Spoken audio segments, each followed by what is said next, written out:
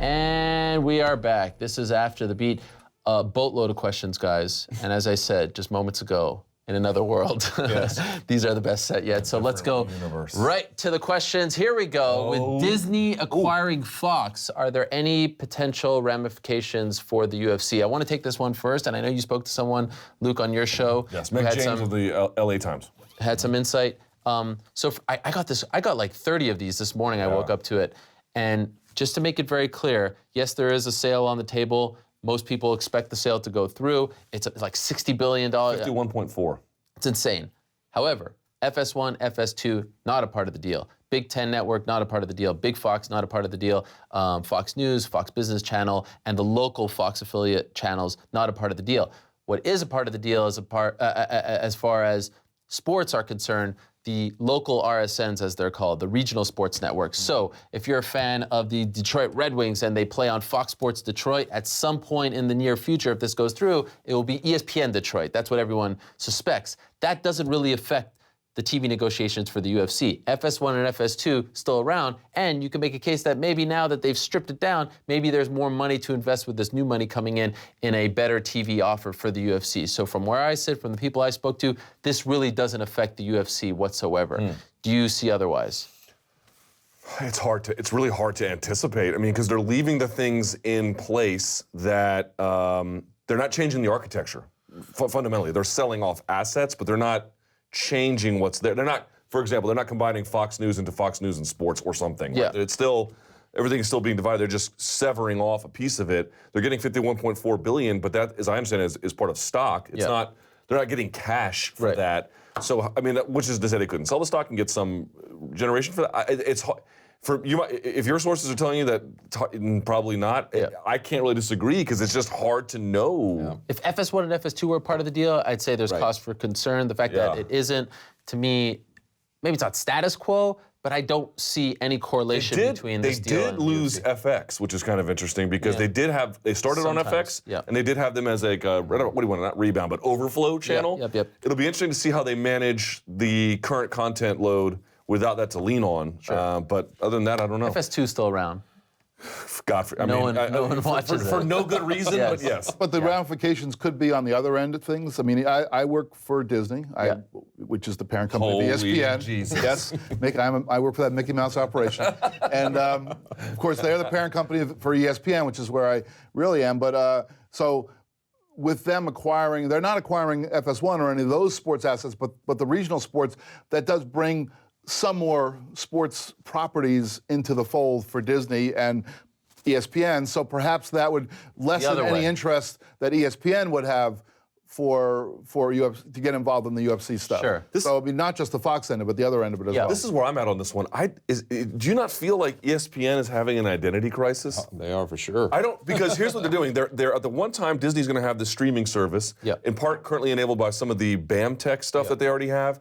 And they want to get into non-sports, but also sports streaming. And now they're buying these regional sports networks, the RSNs, because they're, from a advertising inventory standpoint, they're profitable. But at the same time, it feels like on the one hand, they're headed into the future. On the other hand, they are staying absolutely put in the current model. I don't really know where ESPN is headed as an organization. I haven't subscribed to the theory that like the sky's falling over there. I just feel like they're kind of like rejiggering things. But you don't feel like they're planting a flag saying, we're going to stay a bit of who we are with some of this. We're going to change parts of us, but at its core, it sounds like they just want to remain the same. To get it back to the UFC for a second, and to your point, Jeff, I don't hear right now that they're a player in any way, shape, or form in these TV negotiations, and I really think that the nail in the coffin, so to speak, if you were hoping for that, was their deal with Top Rank. Once they invested so much in boxing, I was told that was kind of the sign that, we're not going to be a major player.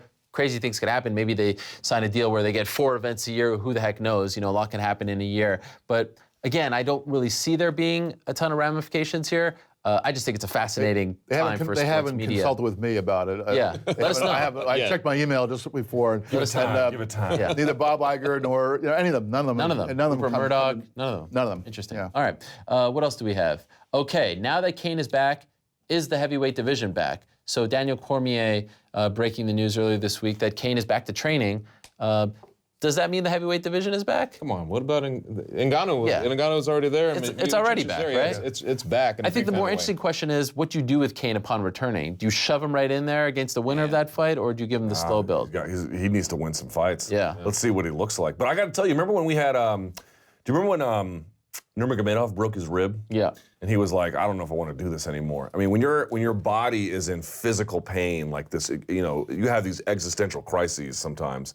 And I'm actually kind of hopeful for the return of Cain because I feel like with all that time off, if it is true, now there's a bunch of caveats here. Yeah. But if it is true, he actually really is finally healed. And if it is true that he still has a competitive fire and feels like himself again, I think, again, if he's healed, dude, he might be able to make some noise again. Champion, I don't know. We'll have to see. 100%. But I'm excited. 100%. But at the same time, you look at guys like him and you think, how catastrophic would it be if he injures himself again before he ever gets to a fight? I just can't imagine that you can keep going through that process for so little. Mentally, right? Yeah, mentally, because so much of his was, you know, behind the scenes. It wasn't even in his fights. Like, so much of it was just behind the scenes. He never got the chance. And he strikes me because when he was the champion, I remember, especially as he went through the JDS series and everything, thinking, this guy he'll be remembered as the best. I thought he would be remembered as the best, you know, that we knew so far, you know, coming up.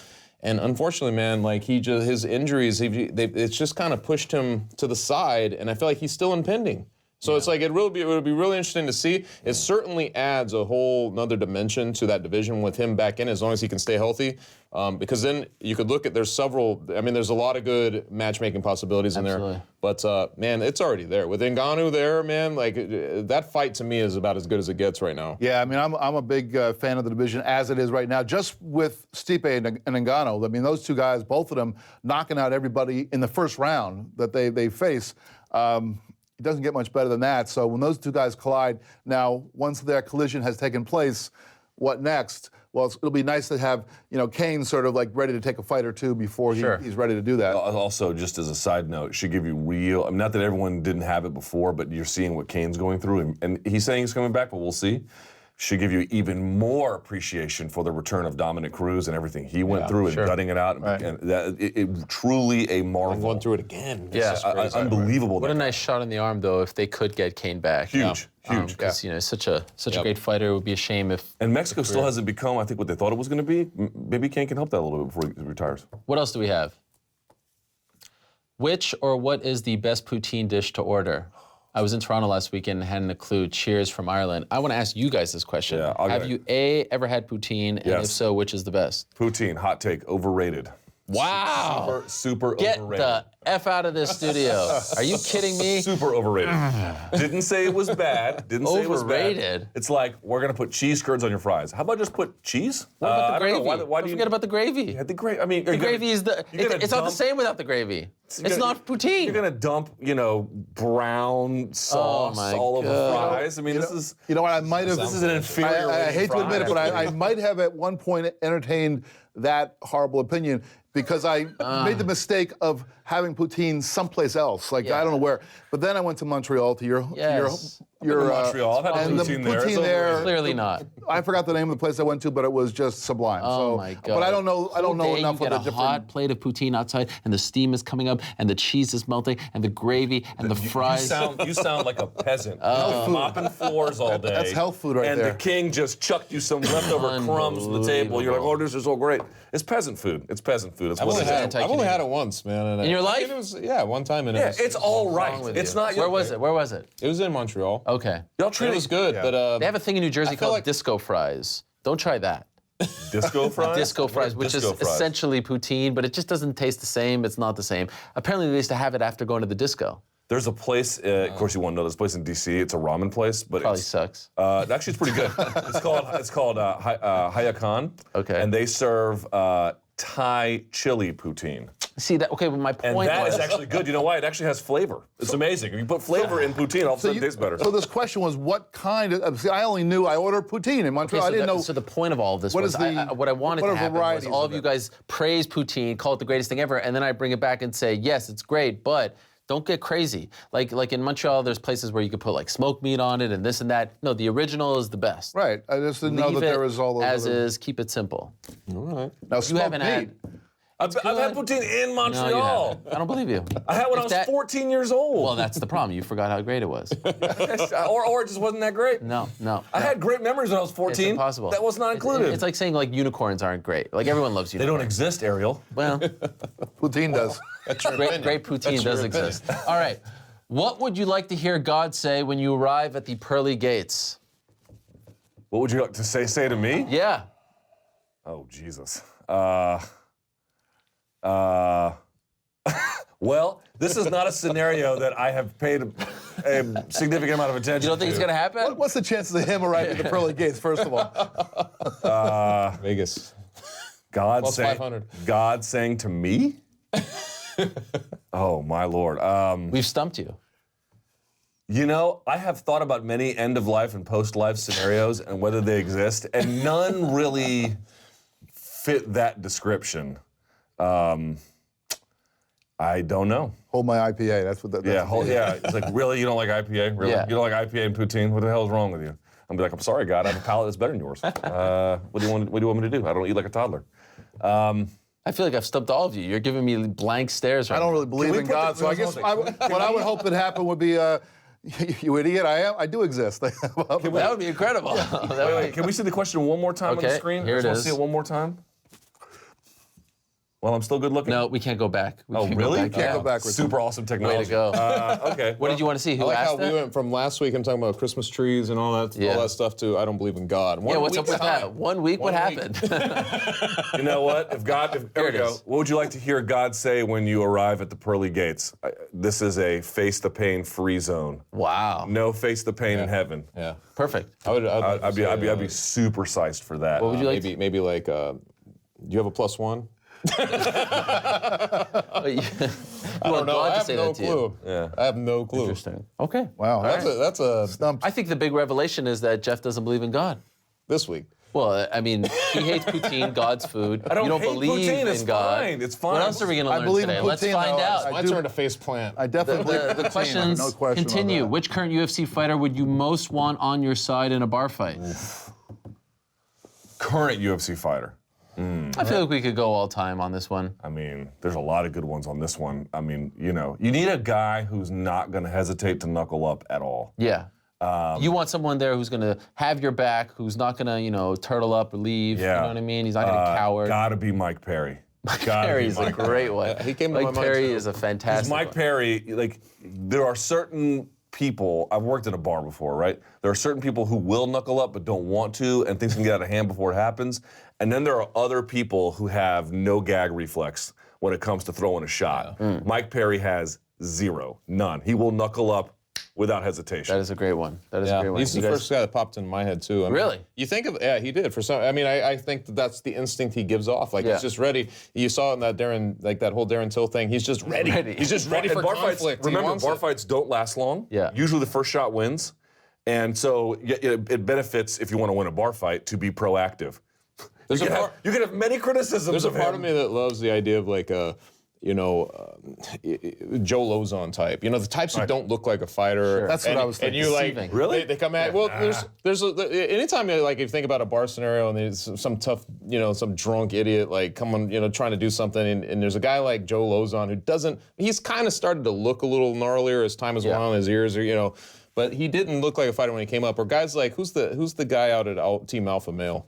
He's a coach now. He doesn't. Holdsworth. Guys like that. Those dudes who can actually fight, Sure. but they don't look like it. fighters. More from the intrigue of seeing a guy like that turn the tables on somebody. But at the same time, I don't know. I mean, I think Mike Perry, if you're just talking about a guy who's just straight up ready to go. I'm thinking that you want someone who would not look too threatening. So I'm thinking one of the smaller fighters.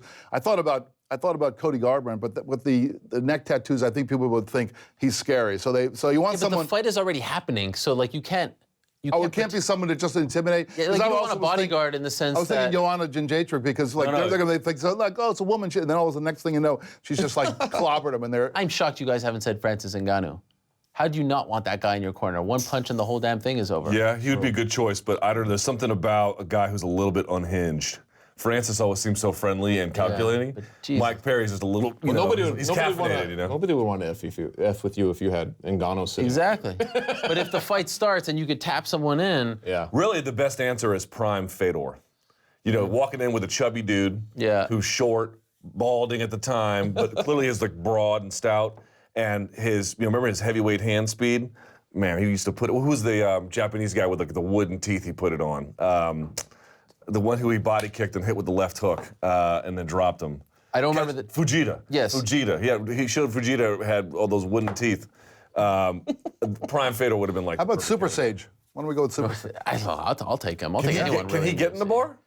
Yes, he can. He's 21? The Diaz brothers would be good options too, you know. Diaz brothers, yep. But they only drink gluten-free beer. Mark Hunt, another great one. Hunt would be good. Oh, Mark excellent Hunt. choice. But yes. you were just describing the first person that came to mind. You were describing him, but then you went with Fedor, and mine is Daniel Cormier, because I feel like Daniel Cormier is, he's 100% loyal. He will stay with you until the end. True. He's got power. He's stocky. He's maybe not very intimidating, but I feel like he'll have your back. He's under control too. Yeah. Like he's very. He'll take him his down. Fight weeks, I'm always amazed by him because versatile. it just doesn't seem like pressure. To be to a get high him, amplitude throw. Well, Kimbo. I mean, we own all the time. Kimbo. He's a current UFC fighter.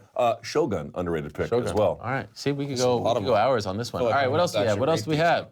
Okay.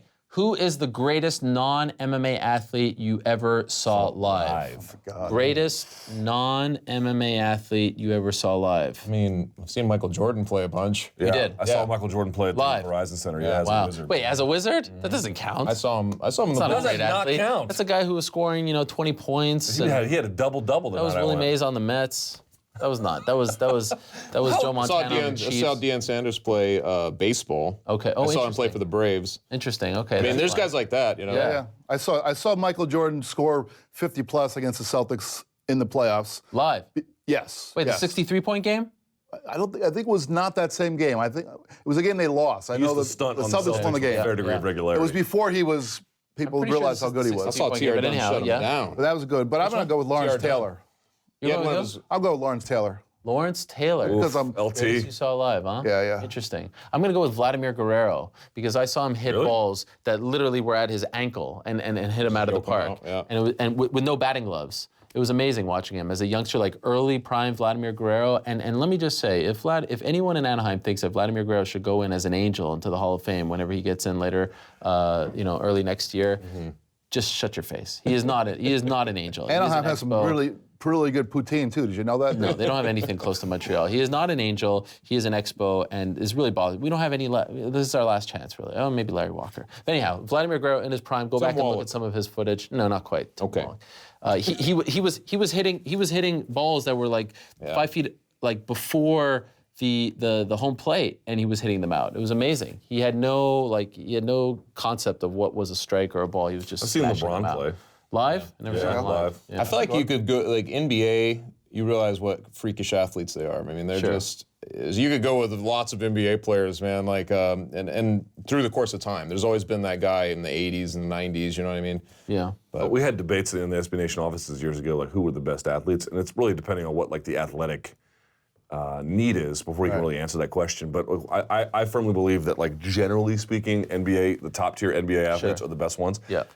Just for reference, John Wall is the point guard on the Wizards, which is he's not even close to even. He's probably the shortest guy on that team on the starting lineup. He's my size. Yeah. Right. Once you go to an NBA game live, and you see how big they are, it's amazing. it is shocking to watch them move. Although back in the day when they used to have back in the day when they had on TV the superstars, it was the soccer player that would end up winning. Kyle Rote Jr. was the guy who I don't know how many, 2 or 3 times in a row, won that. He would beat all these athletes from other sports. Remember in the swimming competition, famously Joe Frazier almost drowned during the 50-yard. For those that don't know, Superstars was a show that was very popular in the 50s on ABC. It was a little later than that. Black and It was probably more like the late 70s, I'm guessing. 90% of our audience has never heard of this show. Yeah, it was a very. Bruce Jenner was a Bruce Jenner. Well, he was a competitor on it. Was he? Yeah. I don't remember him being on that. Wish I could have seen Bo Jackson. You might have missed that. That's a great one. That's a great one, but we never saw him live. Did you see him live? Bo Jackson? I never saw him. His career was so short. Yeah. No. Remember when he caught the ball, Royals? Yeah. And he ran Maybe up? baseball. Maybe, but I don't think so. Okay, what else do we have? Who are each of your favorite fighters of all time? Oh, man. You don't have one? I don't have one. Really? Yeah. No. Pre-MMA media, you didn't have a favorite fighter? Weren't you a big Fedor or BJ Penn fan? Yeah, but you're asking me now. You're asking me now. It's gone away. that feeling, yes. Okay, let me ask you this, and this is the way I viewed the question. Before you got into this business, before you kind of, had to lose all of that and just be unbiased, you must have had someone that you were a fan with.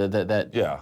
Prime Fedor and Prime BJ Penn, again, not the versions that you might know now, but back when it mattered, 2004-ish, 2005-ish, a little bit later for Penn, obviously when he was at lightweight and as a champion. But man, when Penn was the first guy who had a really solid jab, who had a lights-out takedown defense, and first American to win the world championships in jiu-jitsu, he was so special. You couldn't believe, and he had an attitude, and he had his story, and he had this weird upbringing, and he was a prodigy. And Fedor was, this Russian machine who. People don't remember in Pride, there were actually a lot of Sambo guys, and they all kind of washed out. And so people didn't take him seriously. And then he comes over Pride Body Blow and just, put it on Nogueira. And you couldn't believe he was doing these things. Those two guys. Probably Dan Henderson. Oh, yeah. Just going back, yeah. All-American. Guys who walk out to country music, I respect them, but I always loved they Dan. always low him on the list. I always loved Dan Henderson, but, over the course of time, I love guys. It's a different kind of... a different kind of vibe from somebody you're just excited because of whatever stakes or how they're changing the game and stuff like that. But one guy who's consistently there, which is, I've thought about this recently, is Jim Miller. It's just one of those guys. I don't know what it is. It's like he's just such a fighter. He wins, loses. It doesn't really matter, but he always brings the fight. Such a dog, to me, that's my favorite kind of fighter. Like the guy who has his attitude and just what he does. Yeah. But I'd say somebody like him. Yeah, that's a really good one. I was toss-up. Marvin Hagler. And George the Animal Steel were two of my favorite fighters of all time. Surprised George the Animal Steel didn't pop up in the best athlete. That's fair. That's fair. Why not? I'm not sure. If we're talking MMA all time, gosh, I don't know. All the ones you guys have named have been pretty good. Like Fedor is certainly one that I always, feared. Just watching him, I thought, my God, imagine being in a fight with this guy. I think that's kind of it. You watch some of these guys, you think, could you imagine being in a room this size with this person? It would be just like the death. But I always love watching, it's funny you mentioned Jim Miller, because that's a guy that I always like watching, and it's not always about win or lose. Remember that when we went down to, we were both in fights in Atlantic City when he got knocked out by Donald Cerrone, and still, it's like there's something about that guy, so. David the Crow Loazo. That's my pick. That was my guy. His win over Chainsaw No Charles explanation McCarthy. needed. Everybody knows That was my guy. That was my guy. What fight do you wish you could unsee? Let's go rapid fire here. Well, the Congo, what was the Congo one in Calgary? Congo and Sean Jordan. Yeah, that was horrible. That was... Yeah.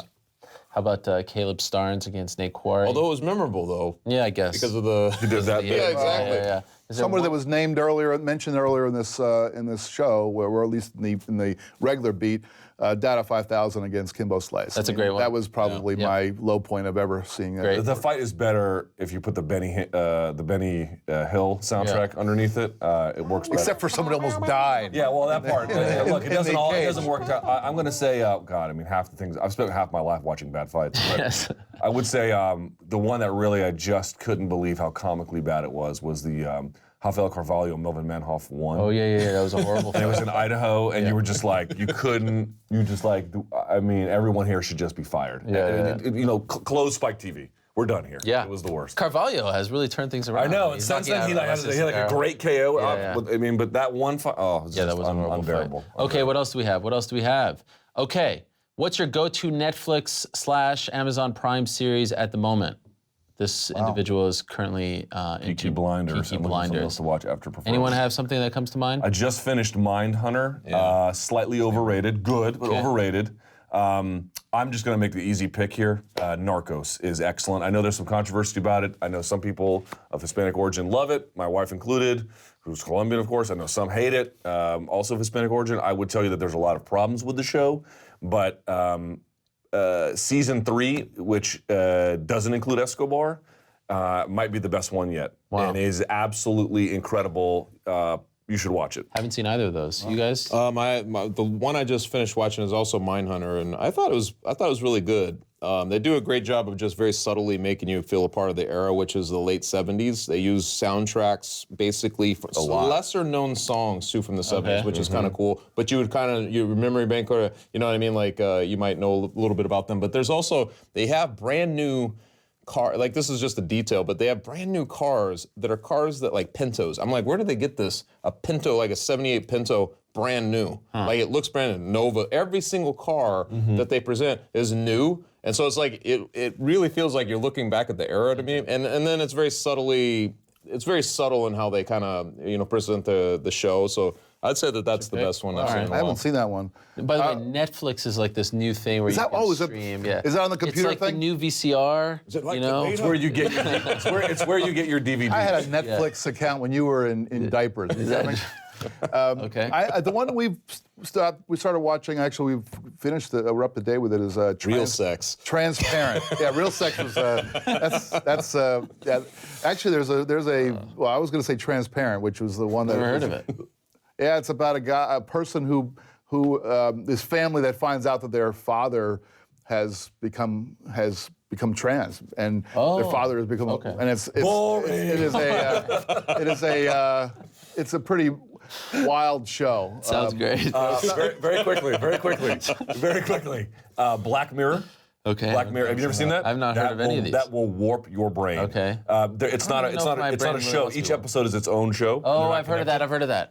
And on Amazon, 2 recommendations: Fleabag, which you should see, and then Sneaky Pete, also an excellent show. How do you have time for all this? Bro, I just watch them I just sit down and go. I have no recommendations, but I did see that documentary with Jim Carrey talking about what it was like playing Andy Is that Kaufman. good? Phenomenal. It was really good. I highly recommend it. Okay, 2 quick ones. Here we go. What else do we have? Who's going to see Star Wars tonight? Anyone? People who aren't getting laid. No, not tonight. Okay, are you going at all? Family wants to, but it'll probably be this weekend. Okay, Bro, Jeff's going tonight for sure. A producer on my show took a vacation day to go. I'm just gonna tell him. I know a lot of people. I've heard a lot of those stories. Wait, well, when does it start? At midnight? Midnight, yeah. Oh my God, who could stay up that late? Who takes a day off of work to go watch Star Wars? That too. You know who? Nerds. No interest, Jeff. Nerds watch Star Trek. Dorks watch Star Wars. Okay. That's the difference. Okay. There's a difference. Nerds, because there's issues of physics and space-time continuum in Star Trek. It's just Ewoks and lasers in Star Wars. Dorks versus. So you're not nerds. watching it at all? I'll watch it, But not tonight. But I'm not gonna take my pants off to go, see this thing. Voyeur. Okay. What is That's a Netflix one I was trying to think. Oh, Voyeur. okay, So it's Gabe Solis. You guys know gosh. this whole Gabe Solis thing about he went to interview a guy at the hotel who was a peeping Tom. He was looking through the vents. There was a New Yorker. So this is the continuation, basically, a documentary with Gabe Solis and. Boring. No, it's awesome. Dude, you guys will love it as journalists. You will love it as journalists because they basically... It actually sounds good. But just in case don't take your pants off, Luke. Just in case you aren't sure if this has completely gone off the rails or not, I present to you our last questions, courtesy of a UFC fighter, Brian Kelleher, who asks, I'm curious if the man in the shirt has ever smoked that wacky tobacco before doing the show. Yes. No, but right after. I might want to ask about the man in the... if we can finish this up, I am sober. How about Brian Kelleher, active UFC fighter, throwing in a question? Every once in a while, he'll contribute to the conversation. So for the record, this is a question. No. Never. Only during one of his fights. In honor of him. The next time he fights, you'll do that. Okay. I haven't done it, but I'm not above it. I just want everyone to know that. It may be that next week I come in smoked out of my goard. But, maybe next week. Maybe next week we'll see about next week. And last show of the year. Why not? If I'm better, then it'll have to be an every week thing. And if I'm worse, then that'll be the end of me. You can't see it on the table here, but right here in front of me this is not a joke. I've spilled bourbon all over this table here, like an orangutan. So it's a good time when I'm crying, and I have a second week in a row I'm crying. So I think that's a sign that we had a good time. All right, guys, this was the Poutine of shows. Super overrated. That means this is the best one. Great. My prediction came true. All right, we're done. That's it. I'm gonna go freshen up a little bit. Anyone have any Kleenex for my face? Oh my gosh. I got some wet wipes and some Pepto-Bismol. A moist towelette, a serviette. This is turning into like a confessional after the beat is like.